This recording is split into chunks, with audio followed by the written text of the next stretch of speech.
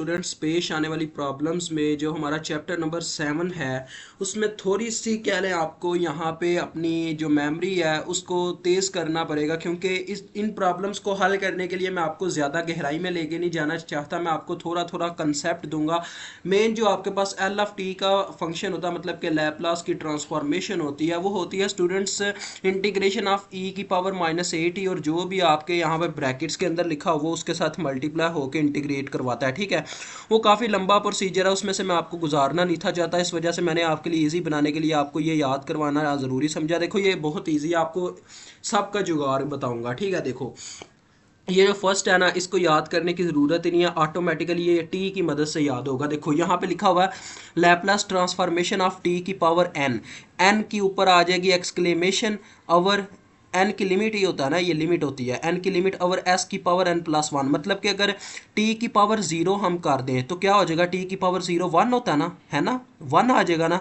और ज़ीरो कहीं पे भी जाके चेक कर लो, ज़ीरो की लिमिट जो होती है वो वन के बराबर होती है, ऊपर वन आ जाएगा और देखो नीचे जीरो प्लस वन एस आ जाएगा, वन ओवर एस बन जाएगी। तो देखो ये आपको ऑटोमेटिकली आंसर मिल जाएगा।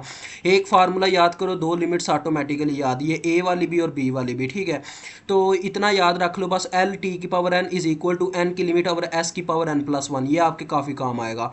उसके बाद ये वाला formula L Laplace transformation of E की पावर ए टी। ठीक है जी, तो ये भी आपने याद रखना। देखो ये भी काफ़ी ईजी है, वन ओवर एस माइनस ए आपका आंसर डायरेक्ट होगा, वन ओवर एस माइनस ए, ये आपने याद करना है। उसके बाद साइन के टी, इसकी ट्रांसफॉर्मेशन क्या है जी, साइन। अब स्टूडेंट्स देखो इतना याद रखना कि जो साइन होगा ना, अब देखें साइन और काज में एक ही फ़र्क है, ऊपर यहाँ पे के है वहाँ पे एस है। आप इस तरह से याद रख सकते हो कि साइन जो है ना अपने नाम से वफादारी नहीं निभाता, क्योंकि साइन जो है एस से शुरू होता है, लिहाजा ये साइन जो है ना, साइन के मामले में एस ऊपर नहीं आएगा, के ऊपर आएगा। के की जगह कोई भी कांस्टेंट हो सकता है, ये के का मतलब है कांस्टेंट, वो टू टी हो सकता है तो टू ऊपर आएगा। ठीक है, ये चक्कर होता है।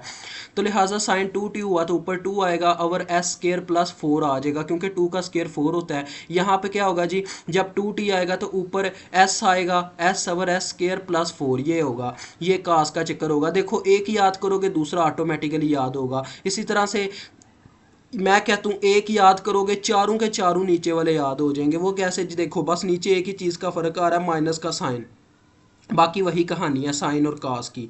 बस ये है, ये हाइपरबोलिक वाले फंक्शंस हैं। ठीक है, तो इन 6 फंक्शंस के फार्मूलाज को आपने याद करना है ताकि आप लैपलास से क्या ले टकराने के काबिल हो जाए। मैं नहीं चाहता कि वो साइंसदान था और एक जगह पे बैठ के उसने ये चीज़ें मालूम की, जबकि हम एक जगह पे बैठ के कुछ कर ना सकें। तो इसी वजह से आपको बता रहा हूँ इन फार्मूलाज को कैसे याद करना है।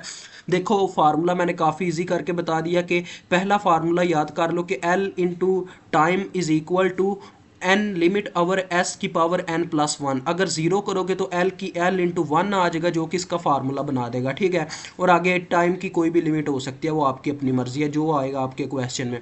उसके बाद ई की पावर ए टी बराबर होगा वन ओवर एस माइनस ए। ठीक है, अगर यहाँ पे होता ई की पावर माइनस ए टी तो पता क्या होता, one over S minus into minus A, तो माइनस माइनस प्लस हो जाता, one over S plus A हो जाता। ठीक है, ये चक्कर होता है। और साइन के एटी तो मैंने आपको समझा दिया कि साइन अपने एस के साथ है वफादारी नहीं निभाएगा, ऊपर के रखेगा, जबकि काज इसका उल्टा करेगा, वो एस को ऊपर रखेगा। ठीक है जी, तो ये सीन है, काफ़ी इजी है, कोई इसमें कोई कहानी इतनी मुश्किल नहीं है। ये फार्मूलाज याद करें, इनको प्रूफ वगैरह करने की कोई ज़रूरत नहीं है, क्योंकि अभी हमारे पास वो शामिल नहीं है हमारे फाइनल में, तो टेंशन नहीं लेनी, बस इजीली से याद कर लो।